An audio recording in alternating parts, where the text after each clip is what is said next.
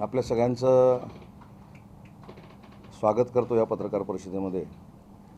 आज खरं तर बेळगावला एका आमच्या कोकणातल्या कार्यक्रमासाठी मी इथं आलो होतो आणि तो जो कार्यक्रम आहे ते आमचे कोकणातले सगळे कुणबी बांधव जे बेळगावमध्ये राहतात त्यांचं दरवर्षी एक स्नेहसंमेलन असतं आणि त्या स्नेहसंमेलनाच्या निमित्तानं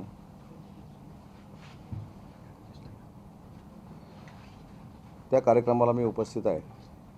परंतु इथं आल्यानंतर आपल्याशी चर्चा करून एका महाराष्ट्रातल्या ज्वलंत विषयावर खरं तर मला ही पत्रकार परिषद घ्यायची आहे, कारण मी आता दुपारनंतर महाराष्ट्रामध्ये जाणार आहे। आपल्या सगळ्यांना माहिती आहे की काल रात्री म्हणजे 2 वाजता जे जरांगे पाटलांचं आंदोलन सुरू होतं ते आंदोलन मागं घेतलं गेलं।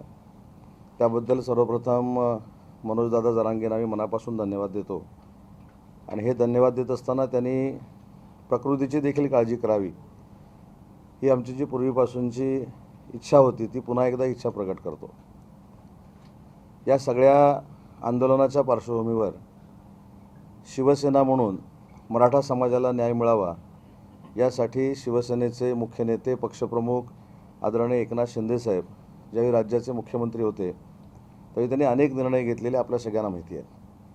त्याच्यामध्ये मराठा समाजाला 10% आरक्षण असेल, मराठा समाजाच्या सारथीला उपलब्ध करून दिलेला निधी असेल, महामंडळासाठी उपलब्ध करून दिलेला निधी असेल, अशा पद्धतीचे अनेक निर्णय माननीय एकनाथ शिंदे साहेबांनी घेतले आणि त्याच्यानंतर विद्यमान मुख्यमंत्री देवेंद्रजी फडणवीस देखील या संदर्भामध्ये सकारात्मकरित्या पावलं उचलत आहेत आणि तसे निर्णय घेत आहेत। याचा मतितार्थ काय तर महायुतीचं सरकार हे मराठा समाजाबरोबर आहे आणि मराठा समाजाच्या मागण्यांवर कटिबद्ध आहे। मराठा समाजाच्या मागण्या पूर्ण करत असताना अन्य कुठच्याही समाजाच्या आरक्षणाला धक्का लागणार नाही ही देखील महायुती म्हणून आमची भूमिका आहे आणि विशेषतः शिवसेनेची देखील आमची ही भूमिका आहे। आणि हे करत असताना मी मनापासून महाराष्ट्रामध्ये नसल्यामुळे इथनं माननीय मनोज जरांगेंचं अभिनंदन करतो। त्यांनी जे आंदोलन केलं त्याच्यासाठी आमचे सहकारी विखे पाटील साहेब असतील, कारण मी देखील त्या समितीमध्ये आहे, मराठा समितीमध्ये आहे, आमचे प्रसाद लाड असतील, त्यांनी शासनाची भूमिका तिथे मांडली असेल आणि त्या शासनाच्या भूमिकेसोबत आम्ही देखील समितीतले सगळे मंत्री आहोत, शिवसेना म्हणून आम्ही सगळे आहोत। परंतु हे करत असताना पुन्हा एकदा मी सांगेन की ज्या पद्धतीचं काल त्यांनी उन्हामध्ये उपोषण केलं ते होऊ नये यासाठी महायुतीच्या सगळ्याच पक्षांनी प्रयत्न केला।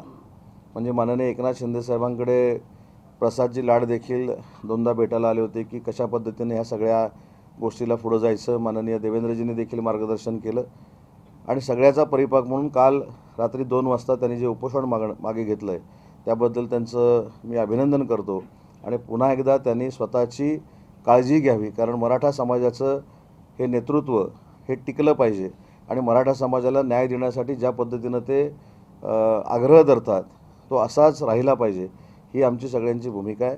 आणि हेच मला मनोज जरांगेंचं अभिनंदन करायचं होतं, त्यांना धन्यवाद द्यायचे होते, म्हणून या पत्रकार परिषदेचं मी या ठिकाणी आयोजन केलं होतं।